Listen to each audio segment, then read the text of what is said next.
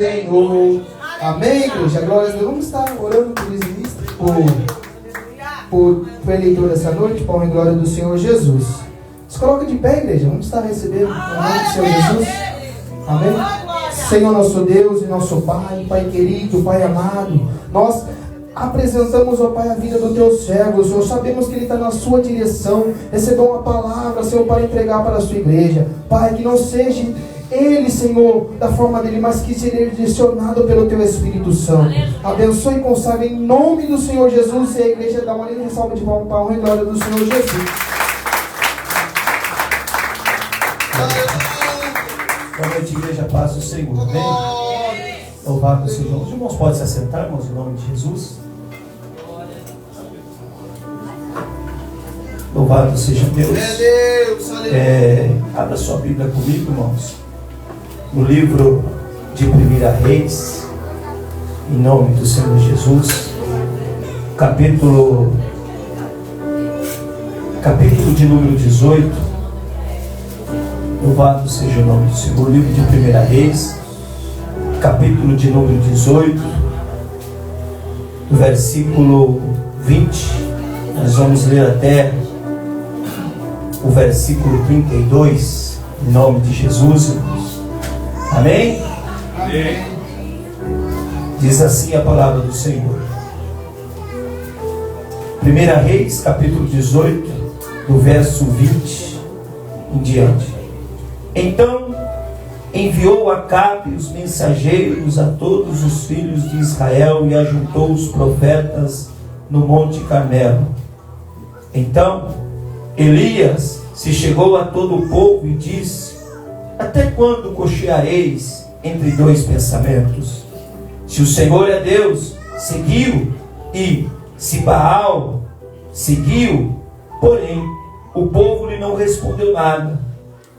Então disse Elias ao povo: só eu fiquei por profeta do Senhor, e os profetas de Baal são 450 homens. Deem-se-nos, pois, 2 bezerros, e eles escolham para si um dos bezerros, e o dividam em pedaços, e o ponham sobre a lenha, porém não lhe metam fogo, e eu lhe prepararei outro bezerro, e o porei sobre a lenha, e não lhe meterei fogo. Então invocai o nome do vosso Deus, e eu invocarei o nome do Senhor. E há de ser que o Deus que responder por fogo, esse será Deus. E todo o povo respondeu e disse: é boa esta palavra. E disse Elias aos profetas de Baal: escolhei para vós um dos bezerros, e preparai o primeiro, porque sois muitos, e invocai o nome do vosso Deus, e não lhe metais fogo. E tomaram o bezerro que lhe dera, e o prepararam, e invocaram o nome de Baal, desde a manhã até o meio-dia, dizendo: Baal, responde-nos. Porém, nem havia voz, nem quem respondesse, e saltava sobre o altar que se tinha feito. E sucedeu que, ao meio-dia, Elias zombava deles e dizia: clamai em alta voz, porque ele é um Deus. Pode ser que esteja falando, ou que tenha alguma coisa que fazer, ou que intente alguma viagem. Porventura dorme e despertará. E eles clamavam a grandes vozes, e se retalhavam com facas e com lancetas, conforme o seu costume, até derramarem sangue sobre si. E sucedeu que, passando o meio-dia, profetizaram eles, até que a oferta de manjares se oferecesse. Porém não houve voz, nem resposta, nem atenção alguma. Então Elias disse a todo o povo: chegai-vos a mim. E todo o povo se achegou a ele, e reparou o altar do Senhor, que estava quebrado. E Elias tomou 12 pedras, conforme o número da tribo dos filhos de Jacó, ao qual veio a palavra do Senhor, dizendo: Israel será o teu nome. E com aquela pedra edificou o altar em nome do Senhor. Depois fez um rego em redor do altar, segundo a largura de 2 medidas de semente. Então armou a lenha e dividiu o bezerro em pedaços, e pôs sobre a lenha, e disse: enchei de água 4 cântaros, e derramai-a sobre o holocausto e sobre a lenha. E disse: fazei a segunda vez, e o fizeram segunda vez. Disse ainda: fazei a terceira vez, e o fizeram terceira vez.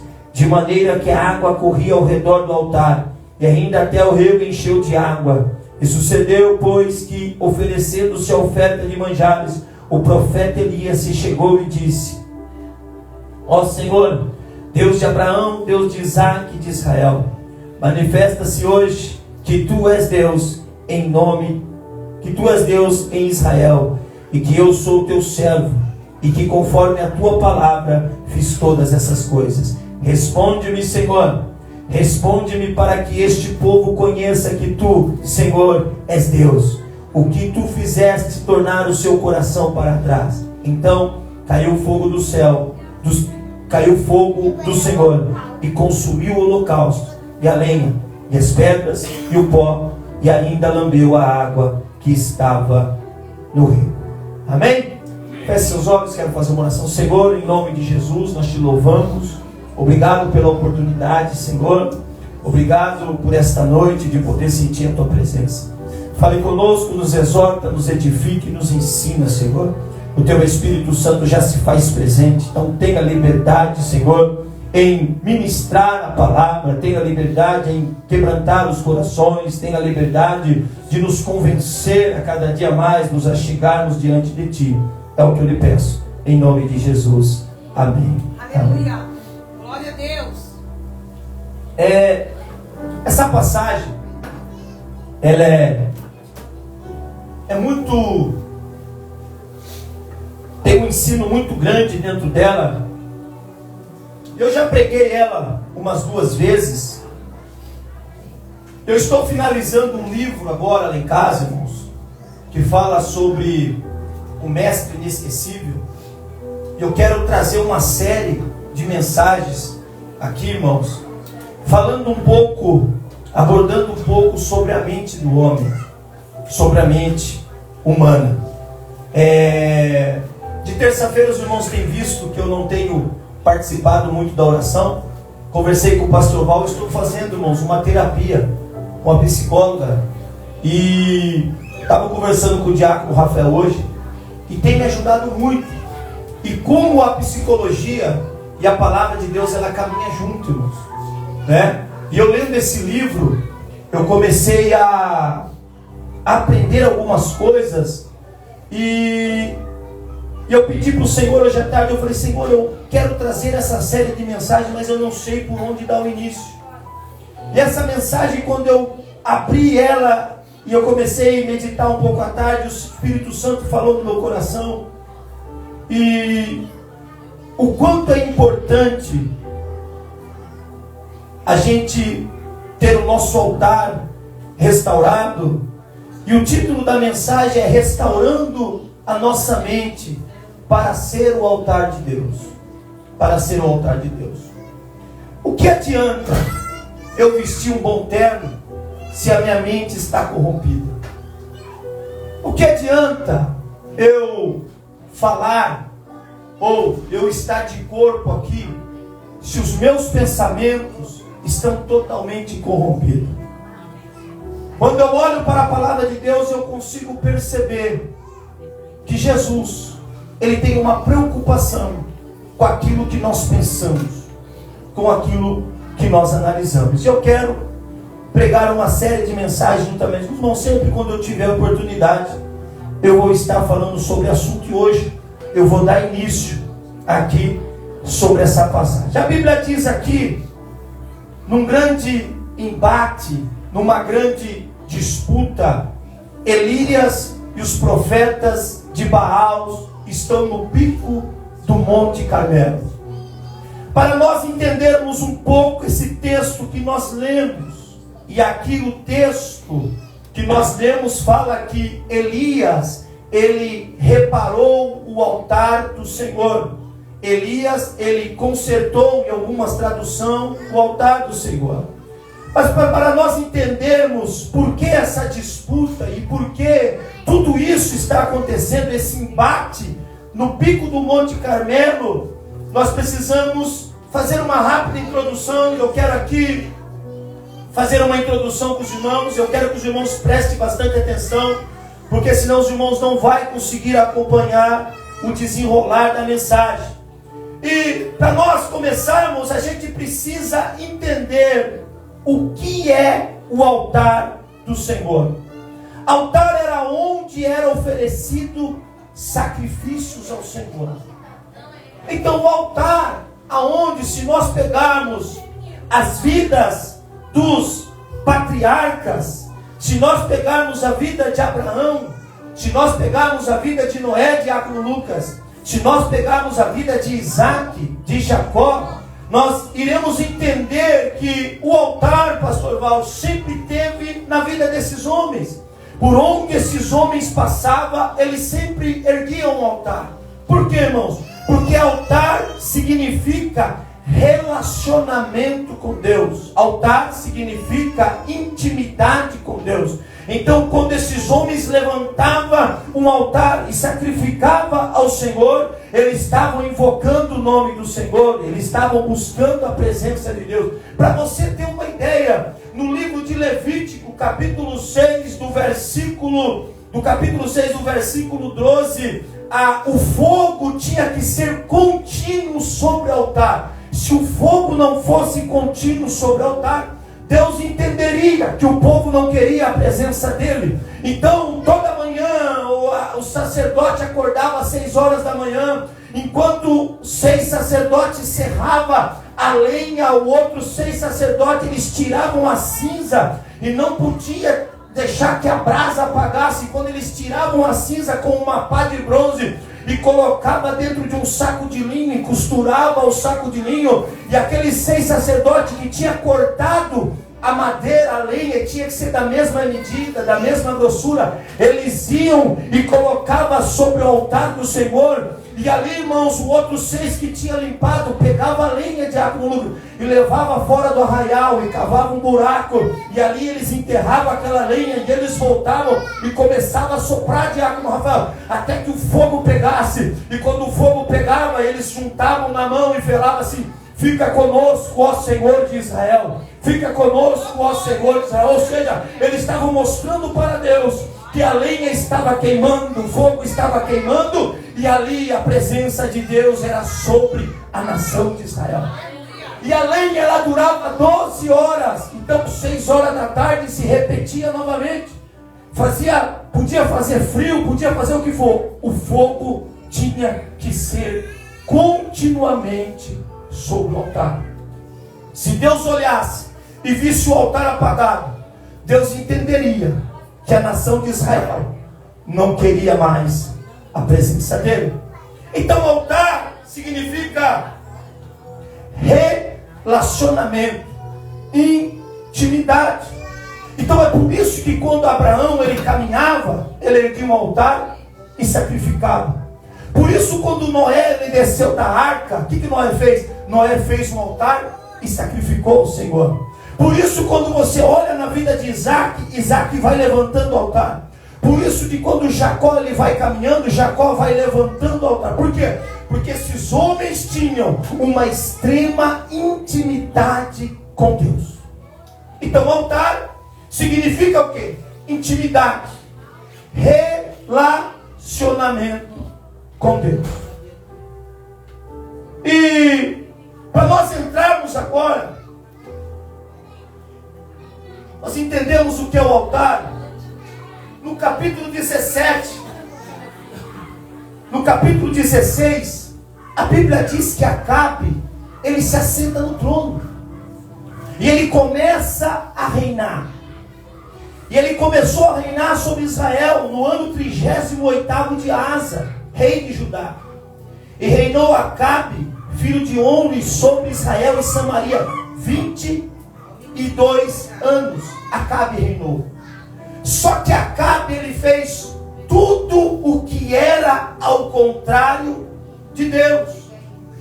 Acabe, ele fez tudo ao contrário que a palavra de Deus o mandava, ao ponto que ele vai procurar uma esposa em outro país, em outra cidade. Ele casa com Jezabel, sacerdotisa de Baal e de Azera. E ele, casando com Jezabel, ele traz agora a idolatria no meio da nação de Israel. E agora a idolatria estava instalada. E para você ter uma ideia, Jezabel era tão devota que ela conseguiu convencer a Acabe. E Acabe colocou no meio da cidade uma estátua de Azera e uma estátua de Baal. Baal, Azera, significava a deusa da fertilidade. E Baal era um deus onde recebia o sacrifício de meninos, de crianças. Então eu quero que você imagine comigo agora a situação que está acontecendo na nação de Israel. Quem era Baal e Azera? Baal era o deus do trovão, do raio e da fertilidade, e supostamente tinha poder sobre os fenômenos naturais. Os sidônios o adoravam. Então, na cabeça de Jezabel e dos sidônios, Baal e Azera, eles controlavam o tempo. Era eles que mandavam a chuva. Era eles que prosperavam a colheita da nação de Israel, da nação do seu povo. Então, na cabeça de Acabe e de Jezabel, e eles começaram a convencer a nação de Israel. E quando eles começaram a convencer, começou uma matança de crianças no meio da nação de Israel. Vamos supor aqui, um casal, ele casou. E quando o casal tinha o primeiro filho, não era deles, era de Baal e de Azera. Então o que eles faziam? Quando a criança nascesse, eles chegavam até os sacerdotes de Baal, pegavam aquela criança recém-nascida, colocavam dentro de Baal e incineravam aquela criança. Tirava as cinzas daquela criança e dava para os pais e falava assim: agora vocês vão fazer o quê? Vocês vão lá na onde vocês vão plantar, na onde vocês vão morar, e vocês vão enterrar a cinza dessas crianças, e ali a partir de hoje vocês vão ser abençoados por Azera e por Baal. Então era sacrifício humanos e de crianças que eles sacrificavam. Então a coisa era muito séria, irmãos. A coisa estava muito séria. Porque crianças, a nação de Israel, que foi um povo eleito, um povo escolhido para adorar ao Senhor, agora estava adorando a estátua. A nação de Israel, que foi escolhida para adorar os Criadores dos céus e da terra, agora estava se prostrando diante de estátuas de deuses que tinha olho, mas não via, tinha mão, mas não pegava, tinha perna, mas não caminhava. Então estava instalada a idolatria. Só que o mais dolorido foi o quê? Quando nós lemos lá que Elias fala assim: até quando cocheareis em dois pensamentos? Sabe por quê, irmãos? Porque eles adoravam Baal e Azera durante o dia ou durante a noite, e no outro período eles sacrificavam a Deus. Então na cabeça deles eles estavam falando assim: nós estamos adorando a Baal e a Azera, mas nós também estamos adorando a Deus. É por isso que Elias chega e fala: até quando cocheareis em dois pensamentos? Não tem como. Não existe cochear em dois pensamentos. Ou Deus é o Senhor, ou Baal e Azera é o Senhor. Então, o que subiu a ira, e Deus, ele levanta o profeta Elias, é que estava acontecendo isso. A nação de Israel cocheando em dois pensamentos. Ou seja, uma hora eu estou, outra hora eu não estou. Uma hora eu sou, outra hora eu não sou. E crianças sendo sacrificadas, irmãos. Uma carnificina pura. Imagine só a fila e conjectura comigo. Crianças recém-nascidas sendo incineradas devido ao engano, a uma mentira, irmãos. E quando Deus ele levanta o profeta Elias, Deus ele chega, Elias chega no capítulo 18. Depois, no capítulo 17, depois que Elias chega em Deus, aí eu consigo entender, irmãos, o porquê Elias profetiza contra a chuva, pastor Val. Porque ele queria atingir, ele queria mostrar para a nação de Israel que quem mandava a chuva era Deus. Ele queria mostrar para a nação de Israel, porque se tem alimento na mesa, não é Baal, não é Azera, era Deus que colocava e abençoava a plantação. Então quando Deus levanta Elias, e Elias se apresenta, Elias fala assim, ó, não vai chover e não vai cair um orvalho no céu. Então eu consigo entender por que Elias, ele vai agora profetizar e determinar e declarar que não vai haver chuva. Agora conjectura comigo. Vamos deixar nossa imaginação. Imagine nesse tempo, pastor Val, quantas crianças não morreram? Quanto sacrifício não foi feito? Mas Deus precisava mostrar para a nação de Israel que Ele era Deus, que somente Ele era o Senhor. O restante era farsa, o restante era imagens construídas por mãos humanas.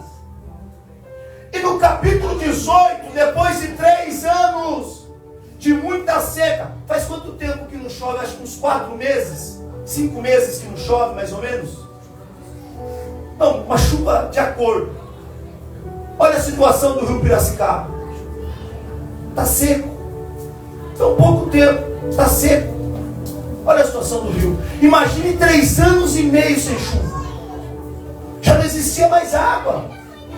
As fontes estavam secas. As fontes já não tinha mais nascente. Ao ponto que o rei saiu procurar água. Porque os animais estavam morrendo. E nisso daí, a nação de Israel já estava arrependida de adorar Baal. Aí no capítulo 18, Deus fala para Elias, se apresenta agora, que eu vou fazer chover.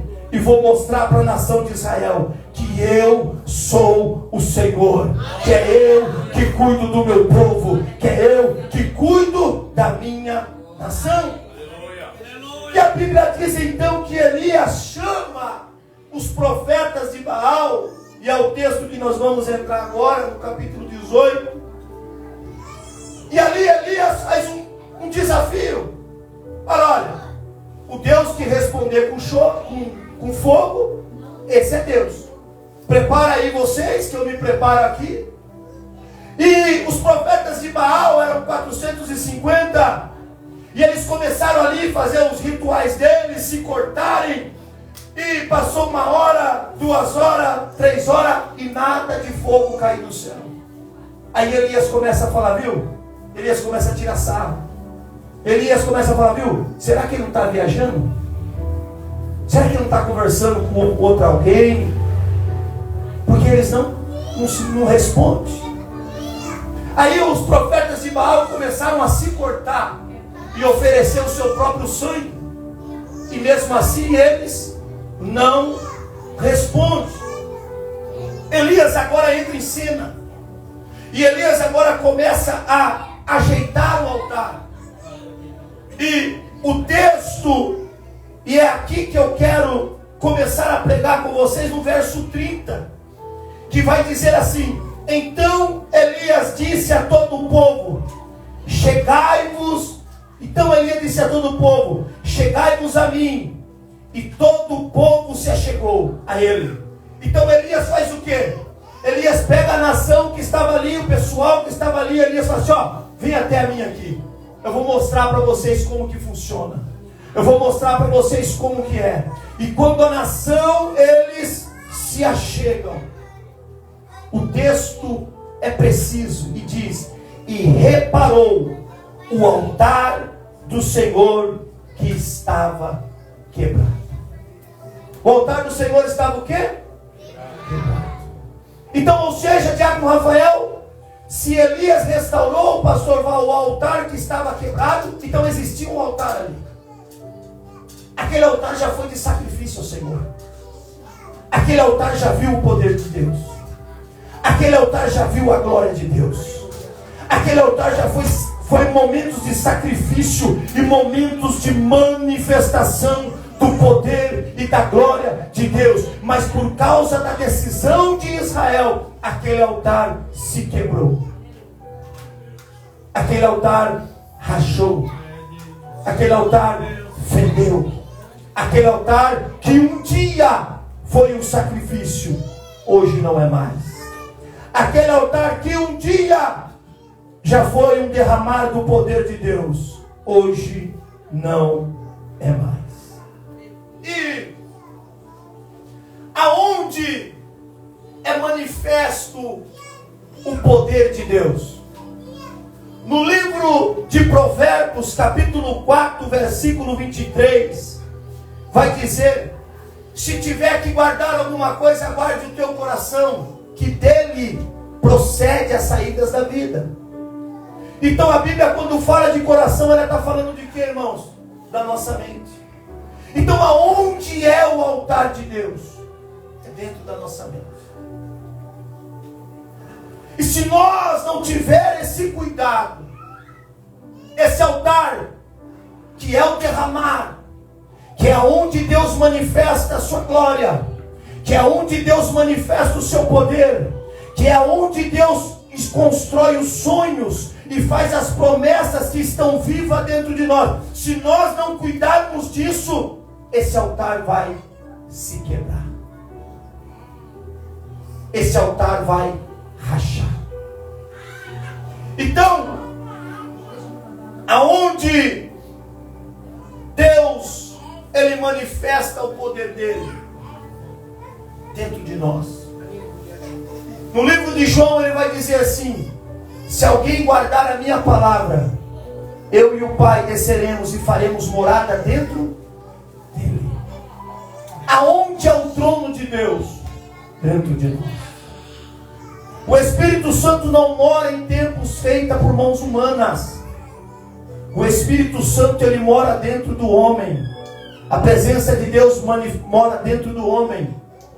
Nós, o apóstolo Paulo vai dizer que nós somos o templo do Espírito Santo de Deus. O que Joel vai profetizar? Que nos últimos dias haveria um derramar sobre toda a carne, sobre todos os homens, que é o Espírito Santo de Deus. Mas Elias, quando ele vai mexer no altar, o altar está quebrado. E eu podia aqui, irmãos, falar sobre pecado, sobre isso, sobre aquilo, mas eu quero dar uma atenção para os irmãos e quero deixar uma pergunta e você responde para você. Como está a tua mente hoje? Como que estão os seus pensamentos? O que você tem pensado durante o dia? O que você tem pensado durante a semana? O que você tem pensado durante esse mês? E a Bíblia diz que quando Elias ele repara o altar, ele edifica o altar. Então, ou seja, Elias ele conserta o altar. Ao ele consertar o altar está sendo edificado. A única forma de mim ser edificado é se a minha mente ela está curada. Caso ao contrário, eu estarei na igreja de corpo presente. É uma realidade, irmãos. Cristão às vezes é levado pelas emoções. Cristão, ele não é levado, as emoções não podem dominar o cristão. A pessoa que é levada por emoção, uma hora ela xinga palavrão, uma hora ela briga, uma hora ela discute, uma hora ela fala mal, uma hora ela faz isso, uma hora faz aquilo. Por quê? Porque é levado pelas emoções. E que o Tiago vai dizer? Que o homem que é inconstante, de coração dobre, inconstante, ele não vai receber nada do Senhor. Então, quando eu não estou com a minha mente sarada, com a minha mente curada, eu não consigo desfrutar da presença de Deus. E a minha oração já passa a ser uma oração vazia. A minha vida espiritual já passa a ser uma vida vazia. E eu não consigo desfrutar de uma plena paz e comunhão com o Espírito Santo de Deus. Então a primeira coisa que Elias vai fazer, Elias podia chegar, pastor Val, e colocar a lenha, e colocar o sacrifício, mas a primeira coisa que Elias vai fazer, ele vai reparar o altar. Antes de tomar qualquer decisão, antes de falar qualquer coisa para alguém, repare o altar primeiro. Antes de fazer qualquer coisa, vai reparar o altar. Eu quero sacrificar. Que jeito? Quero ajudar o pastor Val. Mas primeiro eu tenho que me consertar. Eu tenho que reparar o meu altar para me ajudar ele. Os irmãos acompanhou aí a perca do meu pai e tudo. Eu estava com uma crise de ansiedade. Eu cheguei para ele sem vergonha nenhuma e falei: pastor Val, eu vou dar um tempo. Eu vou parar um pouco, que eu preciso ser curado. O que eu estava fazendo? Reparando no meu altar. Ele olhou para mim como homem de Deus e disse: pastor Bruno, eu estou com você, fique tranquilo, fique na paz. Tem pessoas que querem trabalhar para Jesus, mas com o altar quebrado. E só faz, irmão, coisa que não é para fazer. Ofende irmão, magoa o irmão. É escândalo para a obra de Deus. É realidade hoje. Antes de Elias, ele sacrificar, ele foi reparar o altar. Ele foi consertar a sua mente. Ele falou: eu preciso sacrificar, mas antes de eu fazer o sacrifício, eu quero reparar. Um dia, irmão, sabe o que eu estou percebendo hoje, irmãos? Eu estou dizendo igreja, quando eu falo igreja em geral. Irmãos, pastor Val, vivendo no saudosismo. Tipo assim, ó, quando eu orava, quando eu evangelizava, eu orei muito no monte, eu evangelizei muito no monte, eu fiz tanta coisa para o Senhor, mas agora não faz mais. Agora não faz mais. Mas por que não faz mais? Porque o altar está quebrado. Eu não estou dizendo de pecado, irmãos. Porque pecado os irmãos conhecem bem. Mas sabe o que é? Deixar mágoa dentro do coração. Às vezes a vida veio e deu um golpe duro na pessoa. A pessoa não consegue superar. Às vezes aconteceu algo lá na infância. A pessoa não consegue superar. A dor de algo que feriu muito aquela pessoa e a pessoa não consegue superar. E a pessoa vem arrastando isso. O que acontece? Vai chegar uma hora, irmão, que a pessoa não vai conseguir sentir paz com Deus mais. Ela vai estar dentro da igreja, mas vai estar doente na presença de Deus.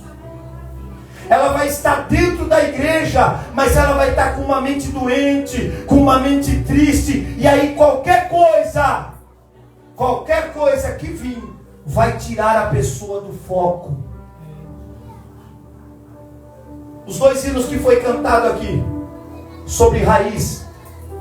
Porque Jó diz: ao cheiro das águas, se a raiz estiver bem firme. Eu assisti ontem um filme, Karate Kid. Eu acho que é o Karate Kid 3. O Daniel San vai buscar lá uma flor, uma árvore, e a árvore quebra no meio. E ele fica desesperado. Ele vai falar para o senhor Miyagi, me desculpa. O senhor Miyagi olha, sabe onde ele olha, pastor Val? Ele olha na raiz. Ele fala, a raiz ainda está firme, está forte. Então ela vai frutificar. Ele amarra e depois de um tempo aquela árvore começa a dar fruto novamente. Aonde a nossa raiz é a nossa mente. Aonde Deus vai implantar os sonhos e o projeto é dentro da tua mente. Aonde Deus vai escrever uma nova história para a tua família é dentro da tua mente, é dentro do teu coração. É ali que Deus vai projetar a promessa dele. É ali que Deus vai fazer algo novo sobre a vida sua e da sua família. É dentro da mente do homem. É aqui dentro. E qual é a doença do século hoje, irmãos? São as doenças psicomáticas, doença, síndrome do pânico, ansiedade, depressão, doenças que estão acabando com as pessoas. Por quê? Porque nós estamos, irmãos, num mundo onde a informação chega muito rápido e isso tem saturado a nossa mente. Pessoas estressadas, qualquer coisinha, está no trânsito, o cara errou uma seta, já começa a brigar com o rapaz. Mas porque a culpa é do rapaz? Não, é porque a pessoa está estressada. E lá na frente, aquela pessoa que xingou o irmão que não deu seta, também não dá seta lá na frente. Porque pessoas estão tirando a vida. Porque pessoas estão se matando devido a essas enfermidades da alma. E não consegue entender que precisa passar pelo processo da cura, pelo processo de restauração. Porque pessoas estão construindo algo, ministerialmente falando, a pessoa está construindo algo e de repente desmorona tudo, pastor Val, porque às vezes não passou pelo processo da cura. Então Elias, antes de sacrificar, ele vai se consertar. Ele vai consertar o altar. O altar estava rachado. Sabe o que a psicóloga falou para mim, terça-feira agora? E eu encerro, irmãos. Ela falou assim, ó. Para você ver se você está sendo curado ou não, você precisa identificar aquilo que está fazendo você perder. Então eu termino essa mensagem dizendo, você consegue identificar onde você está perdendo? O que você está perdendo? Aonde você está perdendo? Uma das causas a pessoa entrar em crise de ansiedade, desespero, é não saber administrar o tempo. Todos os dias Deus deposita 24 horas na sua conta. E como você tem administrado o seu tempo? Não tem tempo para nada, irmão. Tem tempo sim. Se você administrar o seu tempo, tem tempo sim. Aí a pessoa fica naquele estresse, naquela correria, porque perdeu tempo. Era para fazer tal coisa, mas fez tal coisa e depois quer fazer tudo. Não sabe administrar o tempo. A pessoa fica o quê? A mente fica estressada, saturada, entra em colapso. Então antes de Elias sacrificar, Elias vai reparar o altar. Eu quero finalizar Romanos capítulo 12. E depois nós, nas oportunidades que eu for tendo, a gente vai falar sobre mais esse assunto. E eu quero falar sobre como Jesus era preocupado com a mente dos discípulos. Diz assim Romanos 2, presta atenção e eu finalizo aqui, irmãos, para nós cearmos. E não vos conformeis com este mundo. E não vos conformeis com este mundo, mas transformai-vos pela renovação do vosso entendimento. Como que está a sua tradução aí, Rafael? Não imitem o comportamento do mundo, os costumes. Não imitem o comportamento e os costumes deste mundo, mas deixem que Deus os transforme por meio de uma mudança em seu modo de pensar. Está vendo? Modo de quê, irmãos? Então vamos lá. E não vos conformeis com este mundo, mas transformai-vos pela renovação do vosso entendimento. Para quê? Somente assim, irmão Rose. Somente assim para Deus aceitar um sacrifício nosso. Somente assim para a presença de Deus se manifesta na nossa vida. Aí, depois que Deus ele vem e renova a nossa mente, renova o nosso entendimento, para que experimenteis qual seja a boa, agradável e perfeita vontade de Deus. Somente assim. Então Deus não está preocupado com o seu exterior. Ah, mas o pastor não veio de terno hoje, irmão. Deus não está preocupado. Deus está preocupado com o que está dentro de você. E eu termino essa mensagem. Como está a tua mente hoje? Quais são os pensamentos que têm te dominado? Quais são os pensamentos que você vê e você está preso nele? Aonde, vamos falar com uma psicóloga, falou para mim, você tem que identificar aonde você está perdendo. Pensamentos de ódio? Pensamentos de vingança? Pensamentos de adultério? Pensamentos de prostituição? O que tem te dominado? E eu encerro aqui. E numa outra oportunidade a gente continua. Amém, irmãos? Amém. Então fica antes de sacrificar. O que Elias foi fazer? Elias foi reparar o altar. Antes de fazer algo para Deus, irmãos, antes de realizar algo para Deus, fica um conselho aqui. Quero trabalhar para Jesus. Louvado seja Deus, é isso mesmo. Mas antes, repare o altar. Deus, estou pronto? Estou preparado, Senhor? É isso mesmo que o Senhor quer de mim? Sabe por quê, irmãos? Porque tem muitas pessoas, infelizmente, fazendo a obra de Deus doente. E a pessoa doente acaba ferindo outras pessoas, machucando outras pessoas, e ela mesma a pessoa mesma acaba não prevalecendo na presença de Deus. Os obreiros, nós obreiros temos que ter a humildade de entender quando estamos doentes e quando precisamos ser curados e sarados. Amém, irmãos? Amém. Deus abençoe em nome de Jesus. Glória a Deus. Tanta paz do Senhor Jesus por essa palavra. Palavras como essa, irmão, que são transformadoras. Amém? O pastor Bruno disse que tem uma série dessa mensagem. Eu vou convocar ele para quinta-feira, né, irmão? Quinta-feira, todas as quinta-feiras, ele vai trazer uma mensagem, então. Né? Olha que bênção. Vai ser umas partes de quinta-feira. Aí você não perca as quinta-feira também. Amém?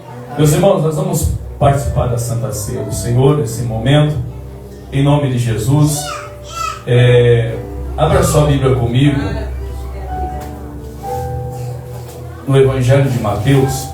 Pastor, mas a Santa